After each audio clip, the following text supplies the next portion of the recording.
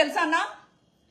వాళ్ళ కార్యకర్తల్ని బాగా రెచ్చగొట్టి వాళ్ళు ఐటీడీపీ వాళ్ళు ఏం చేస్తారంటే గ్రూపులు పెట్టుకుని సోషల్ మీడియాలో యాక్టివ్గా ఉండి వైఎస్ఆర్సీపీ ఏం మాట్లాడినా అది అబద్ధం, అది తప్పు అని ప్రూవ్ చేయడంలో చాలా బిజీగా ఉంటారు. ఐటీడీపీ దగ్గర ఉన్నంత టెక్నాలజీ మైట్ బి దేశంలోనే ఎవరి దగ్గర లేదు అని కూడా చెప్పుకోవచ్చు. ఐటీడీపీ ఎంత డబ్బు తన కార్యకర్తల కోసం పోషిస్తుందంటే అసలు టీడీపీకి ఉన్న పవర్ ఏంటో తెలుసా జగనన్న?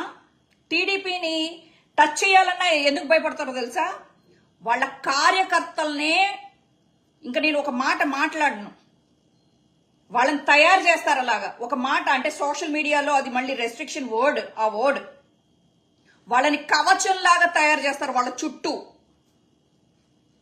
ఒక లోకేష్ ని ఏమైనా అనినా, టీడీపీని ఏమన్నా అనినా, ఐటీడీపీని ఏమన్నా అనినా, దేశ విదేశాల్లో ఉన్న సోషల్ మీడియా గ్రూపులు అలాగే లీడర్షిప్లు ఏదైతే కాలేజీల్లో లీడర్స్ ఉంటారో వాళ్ళని పట్టుకుని కాలేజ్ పిల్లలందరినీ యాక్టివ్ చేసి వైఎస్ఆర్సీపీ సోషల్ మీడియా అవ్వచ్చు, లేకపోతే గీతాంజలి చనిపోయింది కదా, ఎవరైనా సోషల్ మీడియాలో ఒక పాజిటివ్ మాట వైఎస్ఆర్సీపీ గురించి మాట్లాడితే వాళ్ళ మీద చేస్తారు దండు.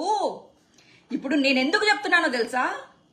సుందరకాండలో రావణాసురుడి గురించి ఆంజనేయ స్వామి వచ్చి చెప్పినప్పుడు రాముడికి అర్థమైంది లంక ఎలా ఉంటది, రావణాసురుడు ఎలాంటోడు, రావణాసురుడికి ప్లస్లేంటి మైనస్లేంటి ఒక ఆంజనేయుడు చెప్తే రాముడికి అర్థమైంది.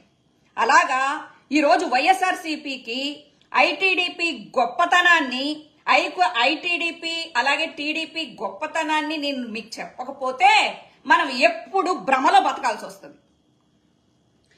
ఈ రకంగా వీళ్ళని అసలు రెచ్చగొట్టి కొట్టించి ఇప్పుడు ఏంటి కళ్ళు మూసుకున్నారా? వాళ్ళకి తెలియట్లేదా? మనందరికీ సోషల్ మీడియాలు ఉన్నాయి, మనందరికీ దాడులు జరుగుతున్నట్టు తెలుస్తుంది. కానీ టీడీపీ మీరు చాలా స్ట్రాంగ్, ఐ అగ్రీ దట్. కానీ